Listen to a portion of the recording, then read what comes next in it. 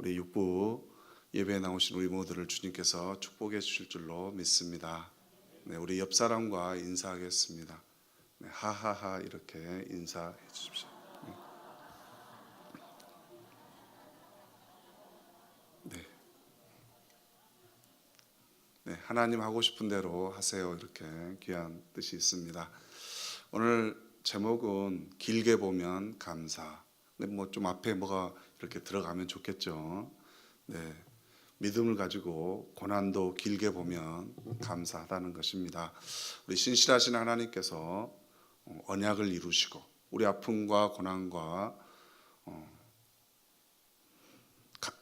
아픔과 고난도 감사로 바꾸는 그 믿음의 은혜가 있기를 간절히 소망합니다. 네, 우리 이현민 목사님이라는 분이 계시는데요. 이분은 처음부터 이렇게 눈의 시력이 나빠진 건 아닙니다. 근데 이제 군대 갔다 와서 희귀성 난치병, 베체트라는 그런 질병이 있는데요. 그것은 이제 빛을 이렇게 느끼지 못하는 그런 질병입니다. 그런 고통이 왔을 때 그는 절망에 빠졌습니다. 그래서 이제 어디로 갈 때도 매우 힘들죠. 어떻게 해야 될지를 몰랐을 때 그는 예수님을 만났습니다. 예수님을 만나고 나서 예수님의 주시는 힘과 능력 또 소망을 가지고 살아야 된다는 것을 깨달았고, 그리고 오직 그분의 은혜로 산다는 것을 깨달았습니다. 그는 이렇게 고백을 합니다. 보이지 않는 눈이 보여지는 것이 참된 기적이 아니고, 보이지 않는 불행 속에서도 그 불행을 이길 수 있는 축복을 주시는 것이 기적이라고 고백을 하고 있습니다. 오늘 본문에 보면 이 모세가 자기 형제들에게 나아갑니다. 이 40살이 되었을 때 한 번은 이제 고되게 노동하는 형제들에게 나아갑니다. 그때 한 형제가 자기 형제가 이집트 사람에게 맞는 것을 보게 되죠. 그래서 우리 모세가 정말 너무나 자기 동포를 사랑해서 이 애굽 사람을 쳐서 죽이고, 그리고 나서 모래 속에 파묻습니다. 근데 그 사실이 또 이렇게 탄로가 났죠. 그래서 바로가 자기를 찾는다는 것을 알고 이제 미디안 광야로 도망을 갑니다. 근데 15절에 보면 한날은 우물가에 앉았더라 이렇게 말하고 있습니다. 그리고 나서 이제 우물가에 있는데 이드로의 딸들이 양의 물을 먹이러 오지요. 근데 이 딸들이 물 먹이는 것을 도와줍니다. 그리고 나서 이제 이드로 집에 가서 십보라랑 결혼을 하고, 그리고 아들을 낳아서 이름을 게르솜이라 했다. 그때 그 게르솜의 뜻이 나그네됨을 생각했다, 이런 뜻이 있습니다. 우리 모세가 히브리인들을 위해서 정말 선한 일을 했습니다. 근데 그는 살인자가 되어서 쫓기게 되었습니다. 근데 40년 동안 애굽에서 궁궐에서 생활하면서 많은 교육을 받았고, 자신은 정말 히브리 사람들을 구원할 수 있는 모든 것이 준비됐다고 생각했는데, 그는 한 사람을 죽인 그 살인 사건으로 인하여 우물가에 앉아서 한숨을 쉬고 있습니다. 모세의 힘과 경험은 아무 소용이 없는 것이죠.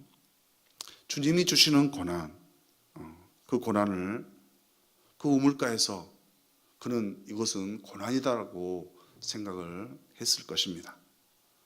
근데 우리 주님이 주시는 큰 섭리 가운데 길게 보면 정말 은혜의 그 길인데, 모세는 정말 그 하나님을 바라보지 못하고 지금 자기 신세를 한탄하고 있습니다. 모세가 누구입니까? BC 1526년, 지금부터 한 3500년 전에 그는 태어났습니다. 그리고 40세 때 이 미디안 광야로 도망을 갔고 40년간 목동에 양치는 훈련을 받은 후에 80세가 되면서 또 이스라엘 민족을 구원하는 출애굽하는 그 일에 쓰임을 받았습니다. 모세가 태어났을 때는 우리가 잘 알다시피 태어나는 모든 남자아이는 나일강에 빠져서 죽이라는 그런 법이 있었던 때입니다. 그래서 이 모세의 아버지 아므람과 요게벳이 이제 갈대 상자를 만들어서 나일강에 이렇게 띄워놓죠. 근데 하나님의 또 섭리로 이 바로의 공주가 나와서 그 갈대 상자를 보게 되고 모세가 물에서 건짐을 받습니다. 그리고 나서 이제 40년간 모세는 왕궁에서 살게 됩니다.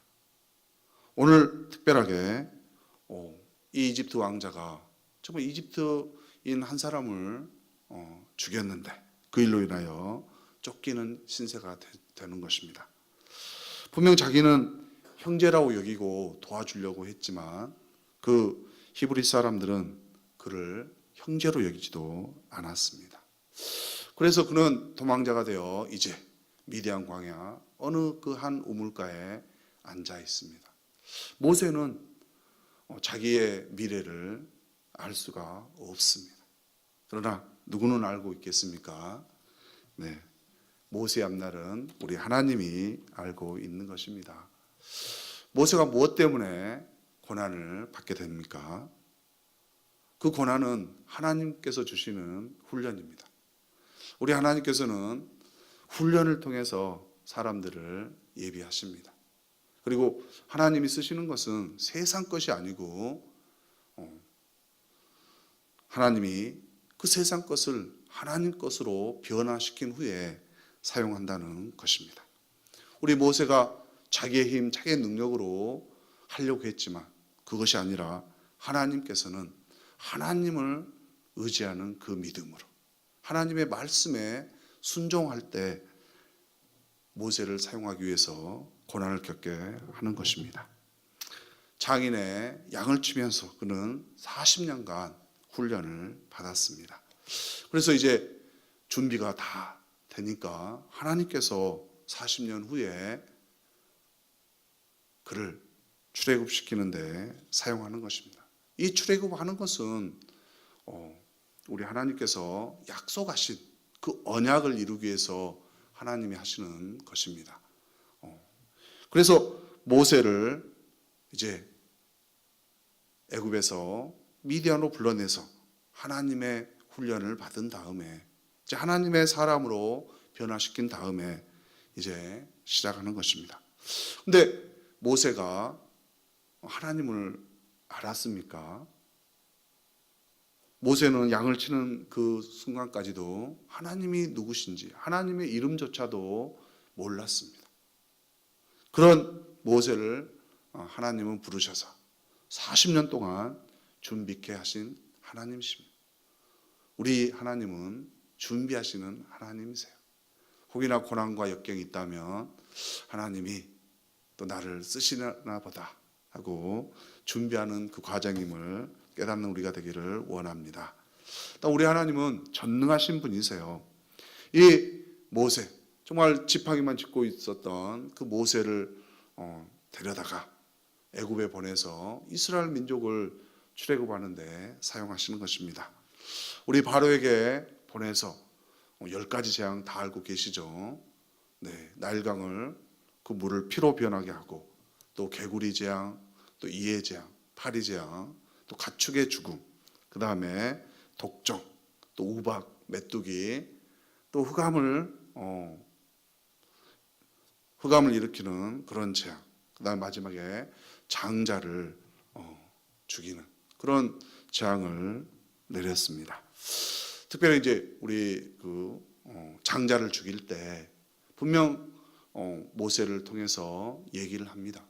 어린 양을 잡아서 문지방이나 임방에 피를 문설주와 임방에 이렇게 피를 뿌리거나 발라라 이렇게 얘기를 했습니다. 근데 히브리 사람들은 말을 들었죠. 근데 애굽 사람들은 말을 듣지 않았습니다.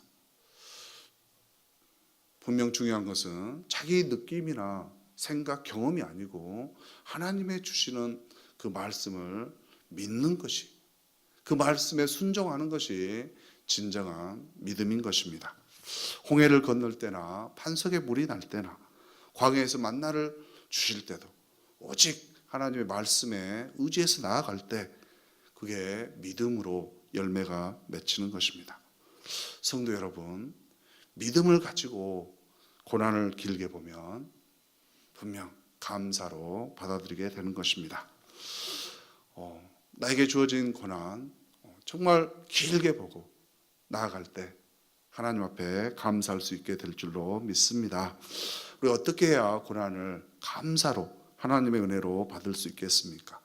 모세는 하나님을 몰랐지만 나중에 하나님을 만나고서 하나님의 부르심에 나아갔습니다. 우리들 또한 우리가 고난 당할 때 예수님이 누구신지를 알면 그 고난을 은혜로 여길 줄로 믿습니다. 분명 요한복음에서는 우리 예수님을 이렇게 사도 요한이 예수님은 누구시더라고 이렇게 설명하고 있습니다. 예수님께서 특별하게 말씀하시기를 나는 무엇이다 이렇게 말하고 있죠. 첫 번째 요한복음의 6장 35절에 보면 나는 생명의 떡이다 이렇게 말하고 있습니다. 우리 예수님은 생명의 떡이세요. 분명 오병이어의 그 기적을 이루신 다음에 나는 생명의 떡이다. 나에게 오는 자는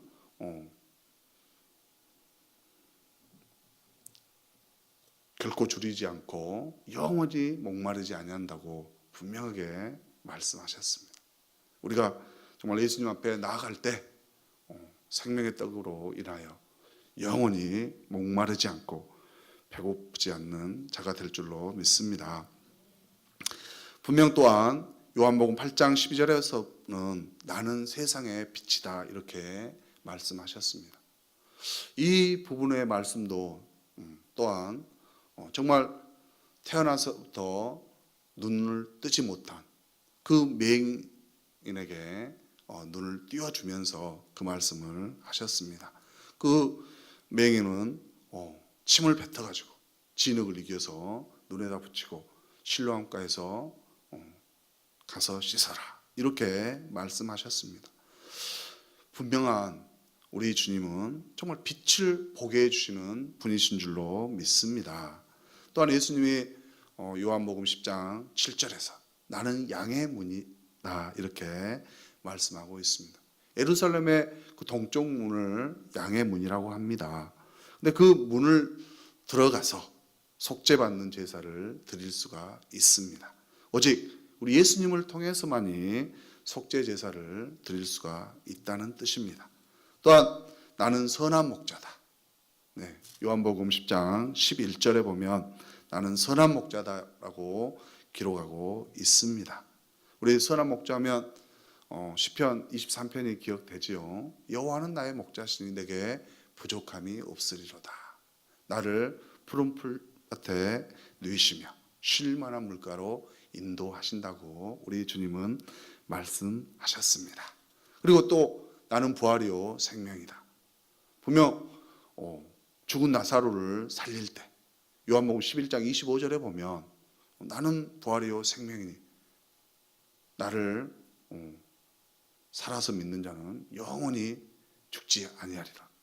이렇게 말씀해 주셨습니다.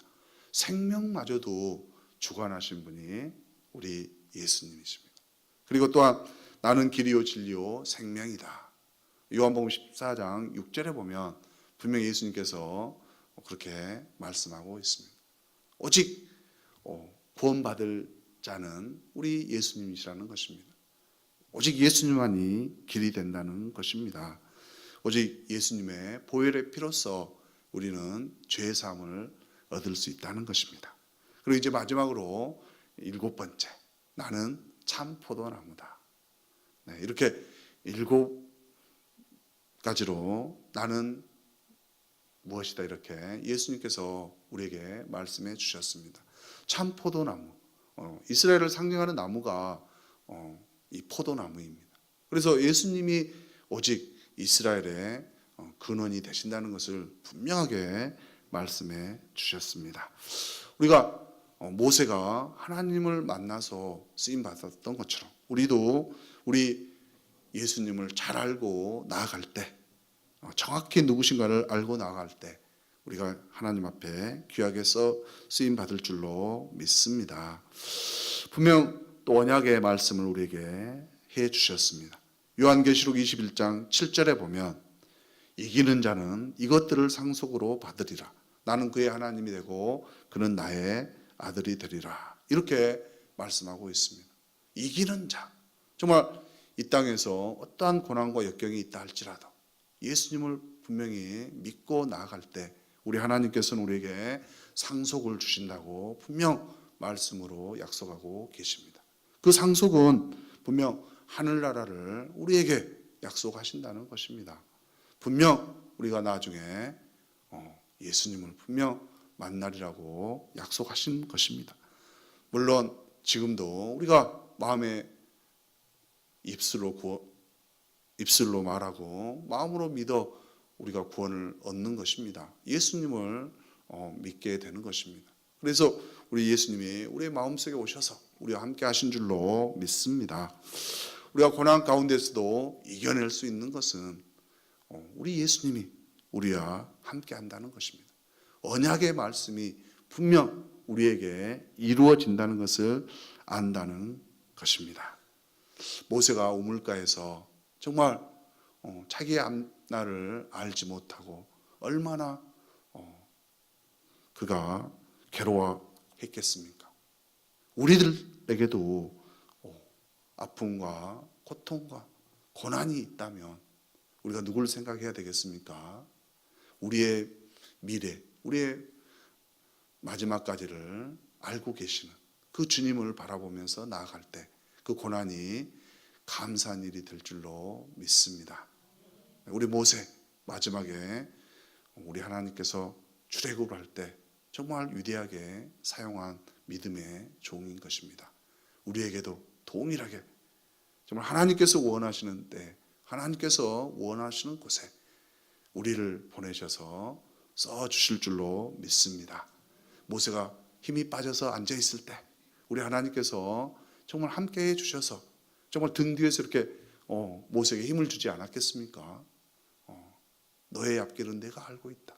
내가 너를 훈련시켜서 너를 위대한 민족의 출애굽을 하는데 그 지도자로 써야 되겠다는 하나님의 큰 뜻을 분명 말씀해 주셨을 것입니다.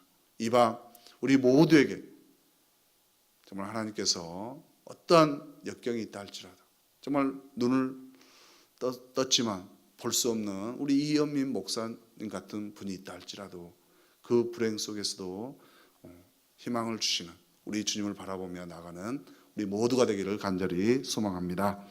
우리 찬양하겠습니다. 나의 등 뒤에서.